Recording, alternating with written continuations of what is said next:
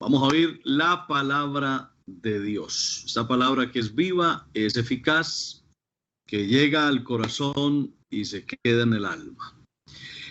Hace días he venido proponiéndoles un tema sobre quién es Jesucristo, porque entre otras cosas es lo más importante que tenemos. ¿Quién es Él? No, a veces no es tanto ni qué dice la Biblia. Espero hacerme entender con lo que digo. Muchas veces no es tanto ni lo que dice la Biblia, sino quién es Jesucristo. Eso es lo más importante de todo. Jesucristo es más importante que todas las doctrinas. Y por eso hoy vamos a hablar de Él. Él es el centro de nuestra predicación. Nuestro mensaje es cristocéntrico.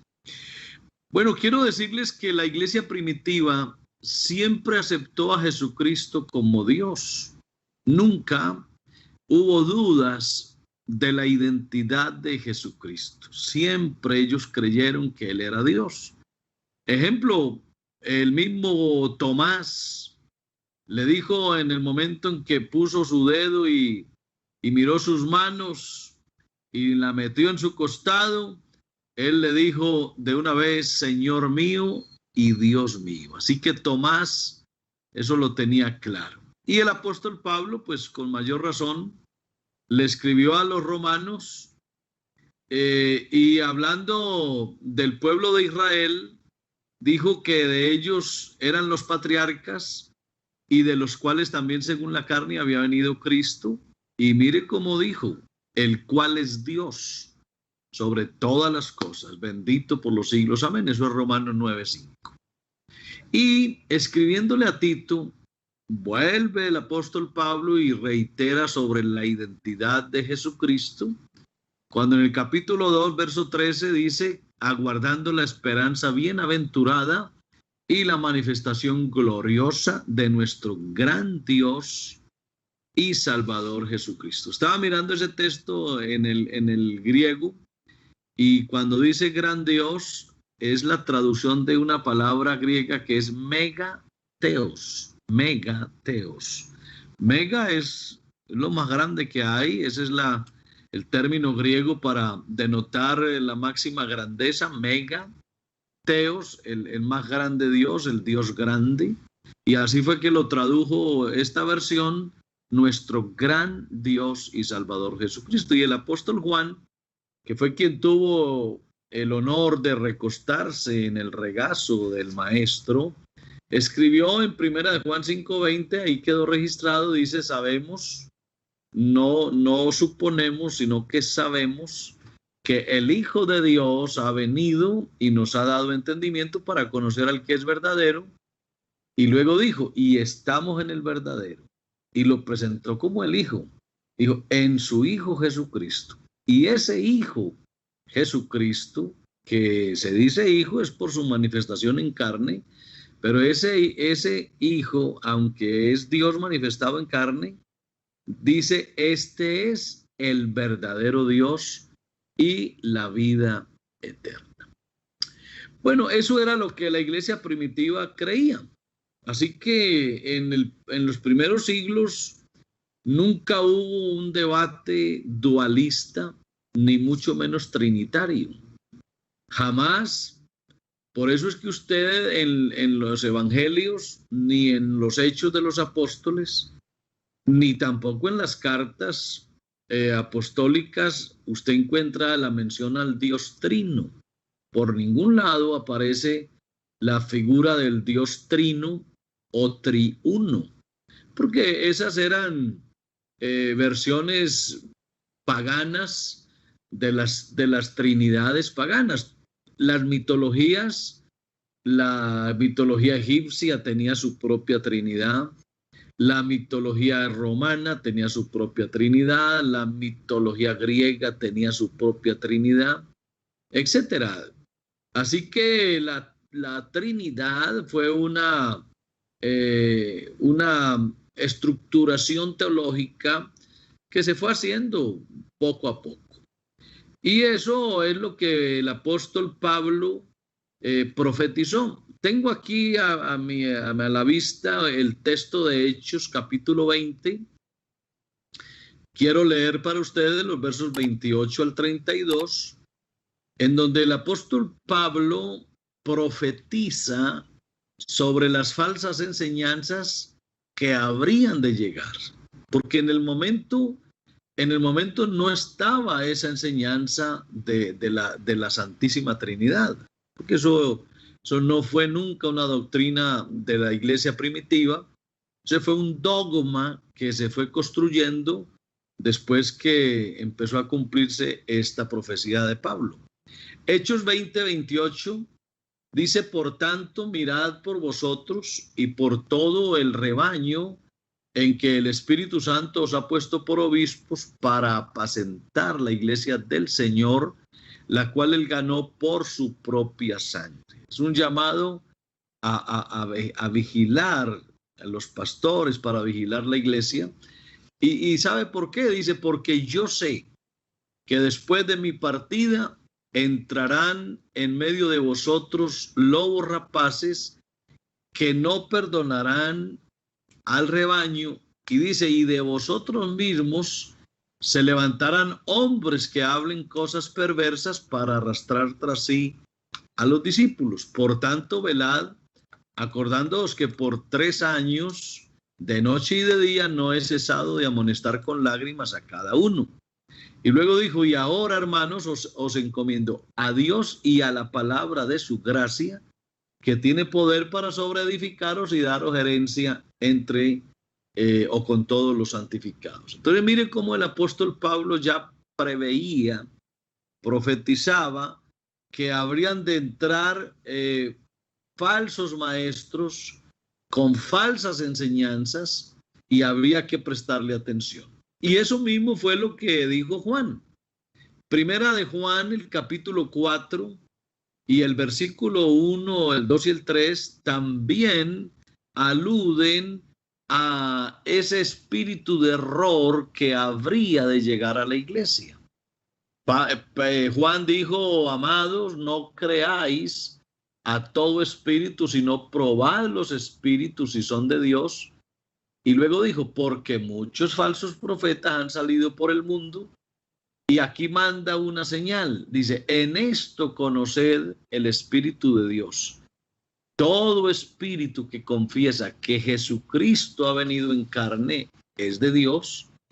Y todo espíritu que no confiesa que Jesucristo ha venido en carne no es de Dios.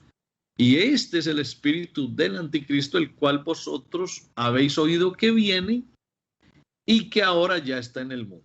Entonces, una de las maneras en que Juan profetiza sobre doctrinas del anticristo es precisamente eso, es negar la encarnación de Dios.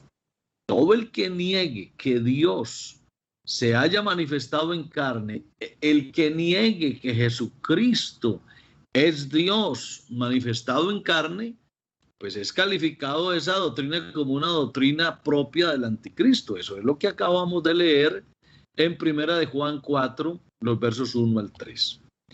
Y Pablo le escribió también a la iglesia de Colosas, porque allá había una situación difícil también doctrinalmente, pero mire lo que Pablo les escribe. Eso quedó registrado en el capítulo 2 y desde el verso 6 en adelante de la carta a los colosenses. Pablo les dijo: por tanto, de la manera que habéis recibido al Señor Jesucristo, andad en él. Miren cómo hace claridad. Así como ustedes recibieron a Jesucristo con el concepto que han tenido de él, quédense así. Es decir, no cambien la idea de quién es Jesucristo, anden así en él. Y luego les dijo: arraigados y sobreedificados en él y confirmados en la fe, así como habéis sido enseñados, abundando en acciones de gracias. ¿Por qué?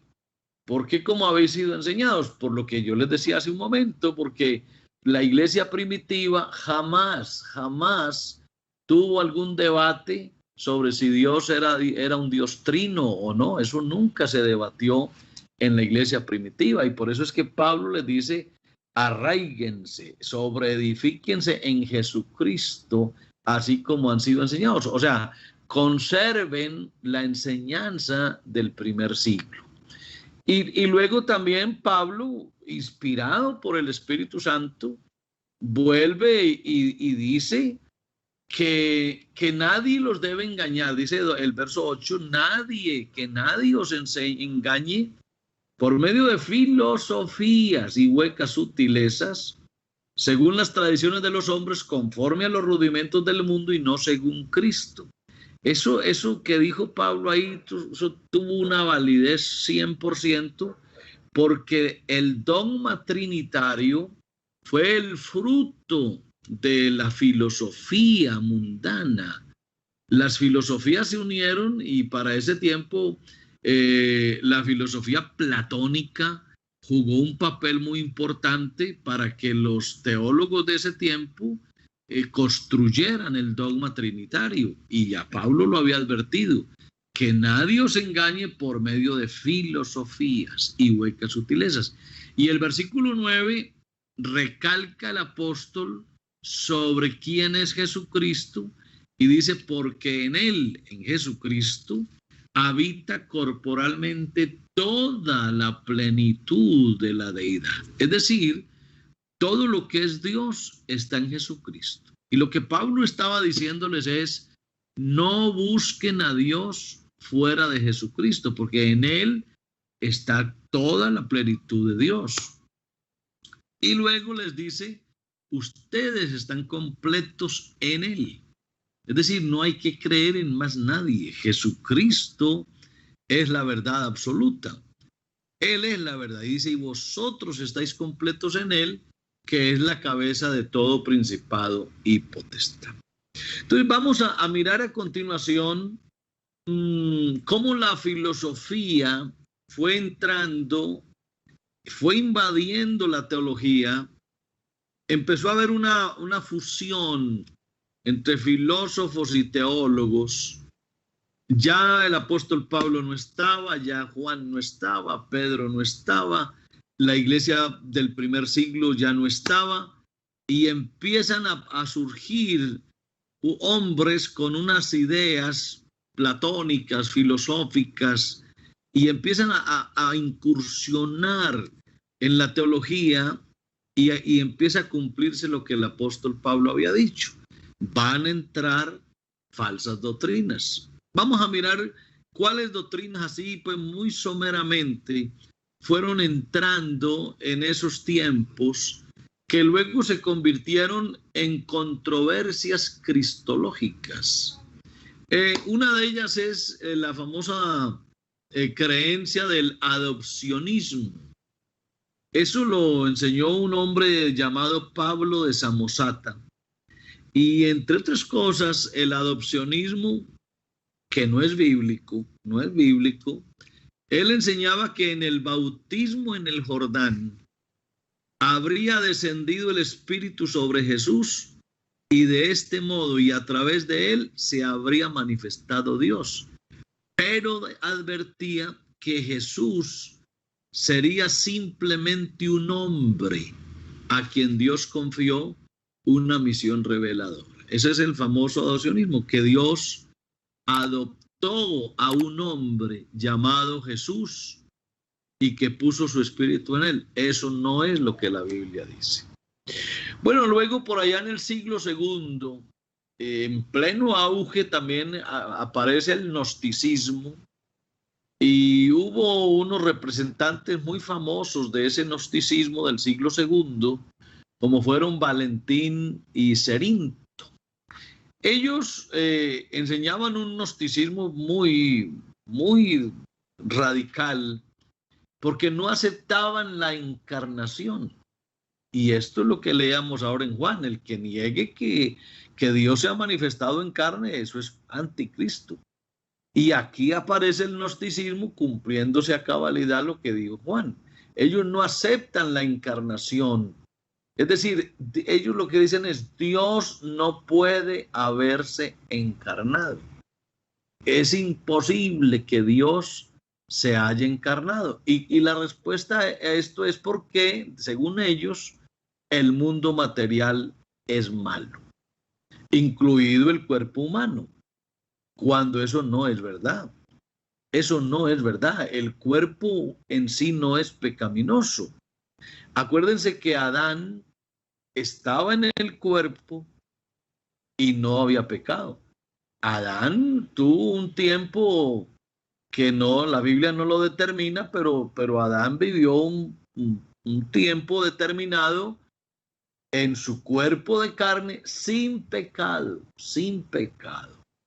Él pecó después, el pecado entró después. Con ese argumento se derrumba eso de que el cuerpo es pecaminoso. Adán estuvo en el cuerpo humano y no tenía pecado. Entonces eso de que el cuerpo es pecaminoso, eso es falso.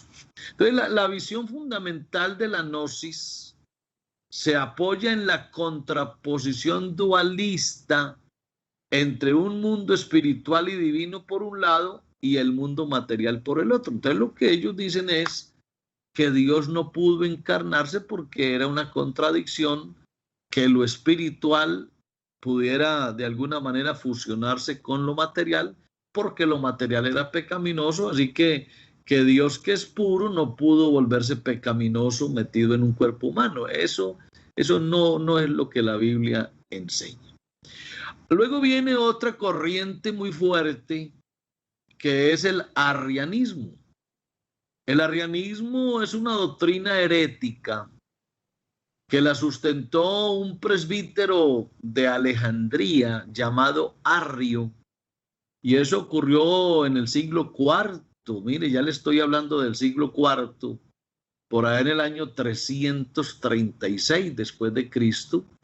Y según este presbítero llamado Arrio, Jesús no es Dios por esencia, sino una criatura. ¿Sabe que de ese arrianismo hoy en pleno siglo XXI hay seguidores? De pronto pues ya no se les llamará así, ¿no? Pero siguen enseñando que Jesucristo no es el creador, que Jesucristo es una criatura. Cosa que la Biblia no enseña. La Biblia dice que en el mundo estaba y el mundo por él fue hecho. Así que él es el creador. Jesucristo no es una criatura, él es el creador. Y este presbítero Arrio exponía una doctrina según la cual solo existe un Dios que no es creado ni es engendrado, y por lo tanto todo lo que existe es creado. Entonces, que el verbo, que es Jesucristo, es creado antes que todo lo existente y luego es creado de la nada. Y ellos dicen que por eso el verbo puede encarnarse, puede cambiarse nombre y puede ser llamado incluso hijo de Dios. Entonces lo que ellos enseñan es que el verbo sí se puede encarnar, pero que Dios no. Ahora, Dios y el verbo es igual, es lo mismo. El verbo era Dios, no un Dios, era Dios. Así que es una contradicción decir que el verbo sí se puede hacer carne, pero que Dios no se puede hacer carne, cuando el verbo es Dios. Bueno, luego viene otra filosofía muy fuerte, que es el docetismo. Ese docetismo está, pues, como la palabra lo indica, expuesto por los docetas, que consideraban la materia como mala y en consecuencia estimaban indigno que Cristo fuera hombre como los demás, que solo lo parecía. Escuchen lo que decía el docetismo. Jesucristo no es un hombre real, Jesucristo es una apariencia de hombre. Y eso es malísimo, decir eso es ir en contravía total de lo que la Biblia enseña. Entonces, el dualismo profundo de esa corriente es radicalmente opuesto al cristianismo, porque esto llevaba a no admitir en Cristo más que una mera apariencia humana, situándose, por tanto, en abierta oposición a la fe en la encarnación. Entonces, si uno cree lo que los docetas enseñaban, va a decir que todo lo que Jesucristo hizo era una obra teatral, que él era un actor, que él solo aparentaba las cosas, pero no era real. O sea, que el hambre que sentía era mentira, la sed que sentía era mentira, el sueño que le daba era mentira, que la saliva era apariencia de saliva, que el sudor era un sudor aparente. Es más, que ni siquiera la sangre era aparente, porque que era real sino aparente, porque todo lo de Jesucristo era una apariencia de hombre. Eso es mentira, eso no tiene nada que ver con lo que la Biblia enseña, en el sentido que él era perfecto hombre. Por ahí apareció también otra corriente, los famosos ebionitas, que eran cristianos del siglo I, provenientes pues del judaísmo y de tendencias judaizantes, que consideraban a Cristo como un simple hombre, muy santo, pero mero hombre, y no admitían su preexistencia. Ellos negaron siempre la divinidad de Jesucristo, los famosos ebionitas. Por allá también vienen los famosos apolinariestas, apolinariismo, que manifestaban que la escritura dice que el verbo se ha hecho carne, lo que les lleva a decir que en Jesús no existía el alma, y el verbo habría tomado el lugar del alma, ¿sí? Que Jesucristo no sería como los demás hombres, pues le faltaba el alma. Y la unión entre carne y verbo es imposible, dicen, es como la unión de dos realidades, de la que resulta un ser que no es ni Dios ni hombre. Entonces, esa manifestación de Apolinar es supremamente delicada porque al decir que Jesucristo no tenía alma, pues le quita la esencia de lo que es un hombre. Le quita la esencia de ser un hombre. Jesucristo tuvo que ser un hombre, perfectamente hombre. Así que eso de decir que Jesucristo no tuvo alma, eso es de Apolinar. Y eso es una de las corrientes antiguas muy delicada. El nestorianismo ya aparece por ahí en el siglo V. Nestorio distingue en Jesucristo al verbo y a Jesús. Dice que uno es el verbo y otro es Jesús, que Jesús o Cristo es el que murió, pero no murió el verbo. Y aquí se distinguen dos sujetos o dos personas, una divina, que es eterna e inmortal, todopoderosa, que es el verbo, y otra humana, mortal, histórica, humilde, que es Cristo. Entonces, aquí aparece ya como una separación de dos personas que bíblicamente también es muy complicado enseñarlo. Y por último, aparece el monofisismo, que explica que en Jesucristo hay solo una naturaleza, la divina. O sea, ya es al otro lado. Si antes se decía que Jesucristo era solo hombre, ahora el monofisismo dice que es solo Dios. Entonces, que hacía prevalecer la divinidad del verbo, que sacrificaba pues la humanidad auténtica de Jesús, haciendo que la absorbiera la divinidad. Entonces aquí ya es el otro extremo. Aquí ya dice que Jesucristo es todo Dios y que no es hombre. Considera que la potencia divina anula la naturaleza humana, ¿sí? O es hombre, pero dominado totalmente por la divinidad. O sea, pierde las características de hombre. Bueno, esas son, hermano querido, parte de las famosas controversias cristológicas que todavía existen. Vamos a hablar un poquitito ya para ir cerrando sobre los famosos concilios. En vista de tanta idea, tanto concepto, tanta divergencia acerca de la persona de Jesucristo, llegan los famosos concilios, muchos, pero los más famosos fueron, por ejemplo, el concilio de Nicea, el cual se realiza en el año 325, eso es el siglo IV, y allí se trata de definir la divinidad de Jesús, intentando contrarrestar la doctrina de Arrio. Acuérdese que Arrio decía que Jesús era solo una criatura. Entonces aparece un credo resulta un credo que dice, entre otras cosas, que Jesús es el único Señor y es Hijo de Dios, que Jesús es el Hijo y el Señor. Se afirma también que no es hecho o creado, sino nacido, unigénito del Padre, que es engendrado y no creado. Y se afirma también en el Concilio de Nicea que el Hijo es de la misma sustancia o naturaleza del Padre.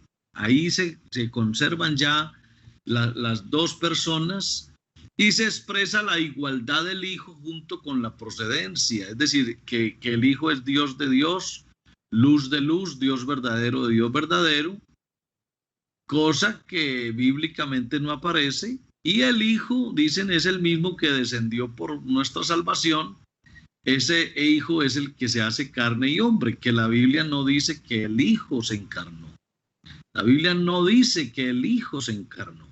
La Biblia dice que fue Dios el que se manifestó en carne, y cuando Dios se encarna, se le llama el Hijo. Pero el concilio en Nicea enseña que el Hijo fue el que se hizo carne.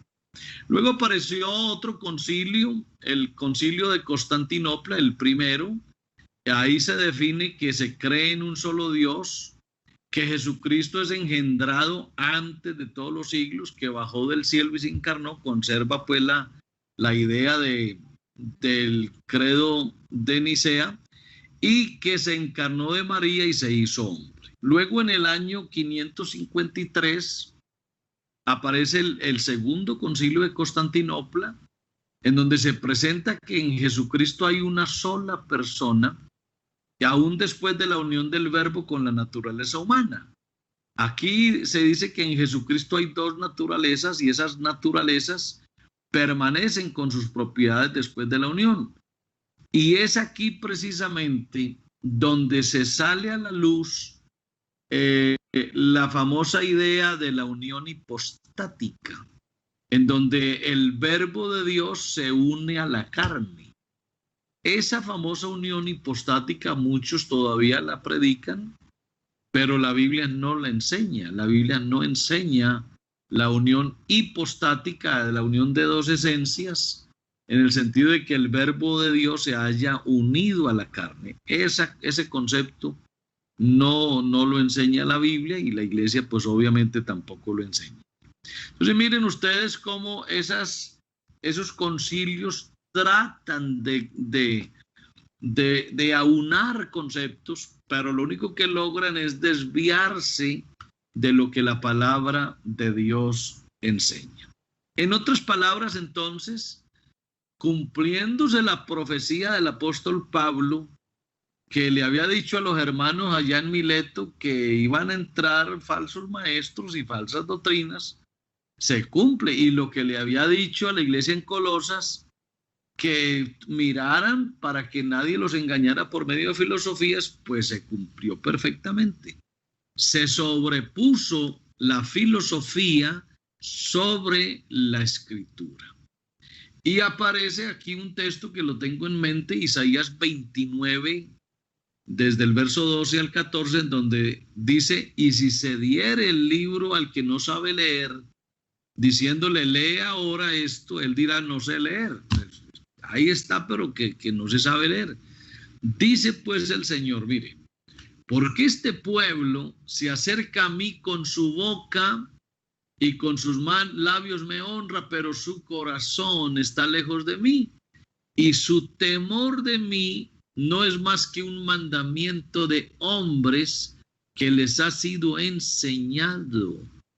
Esto, hermano, era palabra de Isaías 700 años atrás, y ya estaba claro que habría un pueblo que iba a creer en Dios, pero no como la escritura enseñaba, sino como un resultado de un mandamiento de hombres. Por eso el dogma de la Trinidad es un mandamiento de hombres, es el resultado de la fusión entre la filosofía y la teología.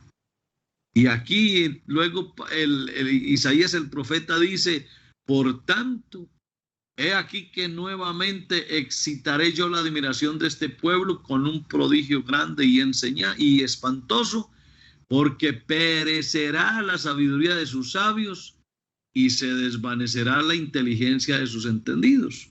Por eso es que este tema de la Trinidad es bien complejo y los grandes teólogos ellos mismos se enredan en sus ideas porque Dios prende a los sabios en su propia astucia y por más sabio que el hombre sea, no podrá explicar a Dios de ninguna forma.